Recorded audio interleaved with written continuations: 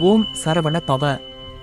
ஆன்மீக அன்பர்களே, பக்தர்களின் உள்ள போராட்டங்களையும் அதில் கிடைக்கும் வெற்றிகளையும் பேசும் இந்த தெய்வீக ஆன்மீக பயணத்தில் இன்று நாம் அடியெடுத்து வைக்கும் நாள் 20. இன்றைய தலைப்பு: கோபத்தை வென்ற வேலாயுதம், பக்தர்களுக்கு அருளும் முருகன். ஆன்மீக அன்பர்களே, மனித வாழ்க்கையில் நம்மை அதிகமாக வீழ்த்தும் பகைவர் வெளியில் இல்லை. அவன் நம்முடன் பிறந்தவன், நம்முள் குடிகொண்டிருப்பவன். அவன்தான் கோபம்.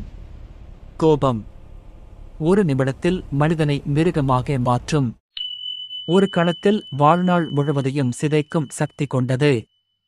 கோபத்தில் பேசப்படும் ஒரு வார்த்தை பின்னால் 1000 கண்ணீரை உருவாக்கும்.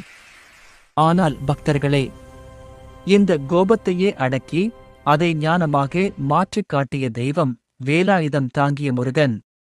முருகனின் வேல் அசுரர்களை மட்டும் வென்ற ஆயுதம் அல்ல, அது நம்முள் எழும் கோபம், அகங்காரம், வெறுப்பு, பொறாமை இவை அனைத்தையும் வெட்டும் ஞான ஆயுதமே.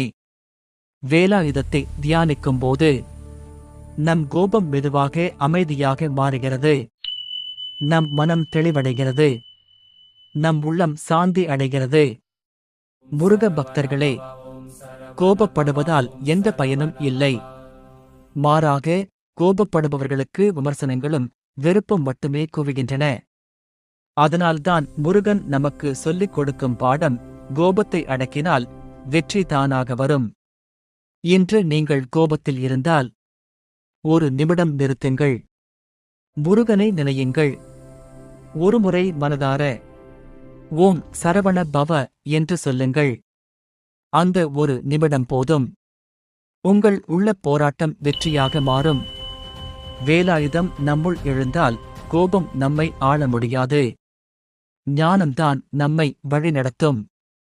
வேலாயுதம் துணை, முருகன் அருள் துணை, வாழ்க்கை முழுவதும் வெற்றி துணை.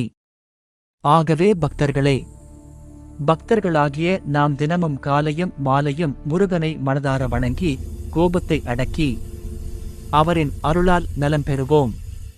ஓம் முருகா. ஓம் சரவண பவ.